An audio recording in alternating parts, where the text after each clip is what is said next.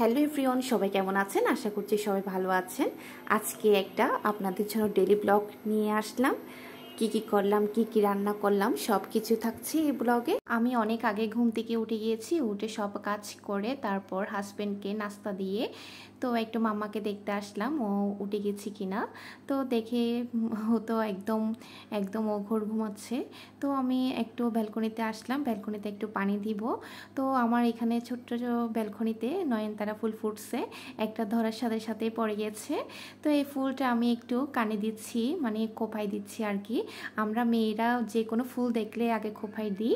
তো আমাকে কেমন লাগছে নয়নতারা ফুলটা? অনেক সুন্দর, তাই না?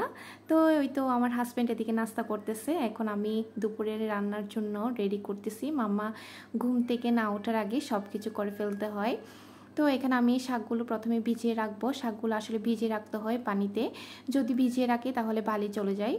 তো এইদিকে দেখেন আমার ঝুড়িটা ওইদিকে মানে চুলার পাশে রাখছিলাম, এটা ছিদ্র হয়ে গেছে চুলার মানে আগুনের তাপে আর কি। তো এগুলো আমি ভিজিয়ে রাখতেছি। ভিজিয়ে রাখার পর ওই যে আমি আবার আমার মাম্মাকে দেখতে আসলাম, দেখতেছি ঘুমাচ্ছে। তো এই ফাঁকে আমি ভাবতেছি কাপড় ছিল, কাপড়গুলো এখন আমি ধুয়ে ফেলবো। তো কাপড় ধোয়া শেষ, সেদিকে আমার মাম্মা উঠে গিয়েছে। এই তো আমার মাম্মা উঠে গিয়েছে। তো এখন ওর বাবা তো অফিসে চলে গেছে, এখন আমি আর মাম্মা ফ্রেশ হব। ফ্রেশ হয়ে তারপর নাস্তা করব। এখন ওকে একটু আদর করে দিচ্ছি। ওকে ঘুম থেকে উঠলে ওকে প্রথমে আদর করতে হয়, আদর না করলে ও পুরোটা দিন মানে বিরক্ত করবে। ওকে কোলে নিয়ে একটু আদর করতেছি। তো এদিকে আমাদের নাস্তা রেডি করতেছি। আজকে থাকবে হচ্ছে পরোটা আর হচ্ছে ডিম ভাজি। আমার মাম্মা এগুলো খেতে খুব পছন্দ করে, তো এগুলো আমি এগুলোই খাবো।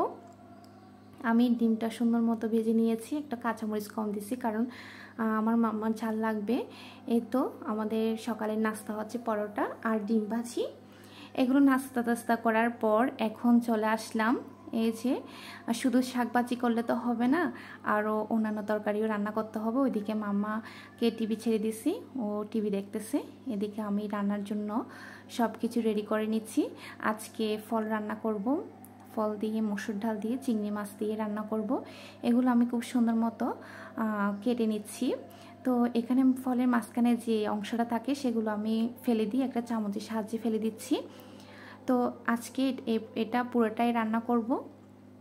আমি আসলে এই ফেসবুক প্ল্যাটফর্মে আসছি পর্যন্ত কখনো এরকম ডেলি ব্লগ দিই নাই, আসলে আজকে প্রথম দিচ্ছি। জানি না কেমন হয়, আপনারা শুরু থেকেই একদম শেষ পর্যন্ত দেখবেন। এই তো আমি এখন এটা এরকম ফিস ফিস করে কেটে নিচ্ছি। এই তো কাটা শেষ, এখন চলে যাব রান্নায়। এখানে মুসুর ডাল, পেঁয়াজ সব কিছু রেডি করে রেখেছি। এখানে চিংড়ি মাছও সব কিছু ধুয়ে রেডি করে রেখেছি। তো এখন আমি এখানে ফলটা রান্না করতে বসাই দিয়েছি। তো এখানে সব মশলাপাতি দিয়ে মসুর ডাল দিয়ে কিছুক্ষণ কষিয়ে নিব। যখন কষানো শেষ হয়ে আসবে তখন আমি দিয়ে দিব কেটে রাখা ফল। এখন একটু নাড়াচাড়া করে দিব, তারপর পরিমাণ মতো পানি দিয়ে এটা আমি রান্না করে নিব। আসলে এটা আমার মাম্মা খেতে কিন্তু খুব পছন্দ করে ডিম সিদ্ধর সাথে। তো এখানে আমি ডিম সিদ্ধ বসিয়ে দিয়েছি, ডিম সিদ্ধও হয়ে গিয়েছে। তারপর আমি ভাত বসিয়ে দিব। আজকে আমি আর মাম্মা আছি, ওর বাবা আজকে দুপুরে আসবে না। এদিকে আমার জন্য আর মাম্মার জন্য দুটো ডিম সিদ্ধ করতে দিয়েছিলাম, এগুলো হয়ে গিয়েছে। তো এখন আমি ভাত তুলে দিব। তো এদিকে ভাত হতে হতে আর ফলের তরকারি হতে হতে এদিকে আমি কচুলতিও রান্না করব, লুটিয়া শুটকি দিয়ে। তারপর হচ্ছে কালকে কচুলতিগুলো এনেছিল, আর হচ্ছে কাঁচামরিচ আরও অন্যান্য বাজারও এনেছিল। তো কাঁচামরিচের ডান্ডিগুলো আমি এভাবে ছিলে রাখি আর কি, এভাবে ছিলে রাখলে অনেক দিন পর্যন্ত যায়, তাড়াতাড়ি পৌঁছে না আর কি। তো এগুলো যখন ছিলা হয়ে যাবে তখন আমি কচুলতিগুলো ছিলে নিব। কচুলতি ছিলে অনেক কষ্ট, তারপরেও আমার হাজব্যান্ড বলছে এগুলো কেন আনতে বলছো, অনেক কষ্ট হবে। মানে চিকন চিকনগুলো একটু কষ্ট হয় কুটতে, মোটাগুলো এত বেশি কষ্ট হয় না। আমার খুব পছন্দ, আমার হাজব্যান্ডেরও খুব পছন্দ। এখন আমি এদিকে সুন্দর মতো ছিলে নিচ্ছি। আবার এগুলোর সাথে আবার তেঁতুলও আনছিল, তেঁতুল ছিল না বাসায়, তেঁতুলও কিনে আনছিল। এই তো আমার আপনাদের সাথে কথা বলতে বলতে এদিকে কচুলতিগুলো সবগুলো ছিলা হয়ে গিয়েছে। এখন আমি সুন্দর মতো পিস পিস করে নিচ্ছি। আপনাদের কচুরলতি খেতে কেমন লাগে অবশ্যই কমেন্ট করে জানাবেন। আমার কিন্তু খুব খুব ভালো লাগে, মানে মাছ মাংস থেকে এগুলো থেকে আমার লতিটা খুবই পছন্দ। এই তো তেঁতুল এনেছে, যদি আবার গলা ধরে তার জন্য তেঁতুল দিয়ে রান্না করব। তো এদিকে দেখুন ফলও হয়ে গিয়েছে, এখন আমি ধনিয়া পাতা দিয়ে দিব। আমার মামা যেটা দিয়ে ভাত খাবে সেটাই আমি আগে করে ফেলি, আমাদেরগুলো পরে করি। তো এইদিকে আমি কচুলতিগুলো সুন্দর মতো ধুয়ে সেদ্ধ করতে দিয়ে দিয়েছি। একটু হলুদ দিয়ে সেদ্ধ করলে তাহলে হয় কি একটু মানে গলা ধরার ইয়াটা থাকে না। এদিকে আমার মাম্মাকেও স্নান করাই দিয়েছি, ও একটু আমার সাথে দুষ্টুমি করতেছে আর কি। আমি আমার মাম্মাকে তাড়াতাড়ি খাওয়াই দিই, আমি পরে খাই আর কি। তো এদিকে ওকে খাওয়াই দেওয়ার পর তারপর হচ্ছে এদিকে আমি কচুলতিগুলো বসিয়ে দিয়েছি রান্না করার জন্য।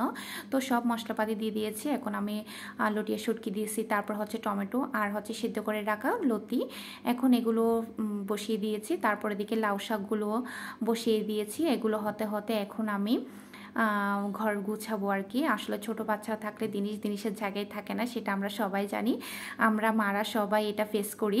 তো কোনো ব্যাপার না, কোনো কিছু করার নাই আসলে। তো এগুলো করে আমি স্নান করব, তারপর খাওয়া দাওয়া করব। তো আজকে ভিডিওটা এ পর্যন্ত, সবাই ভালো থাকবেন, সুস্থ থাকবেন, আল্লাহ হাফেজ।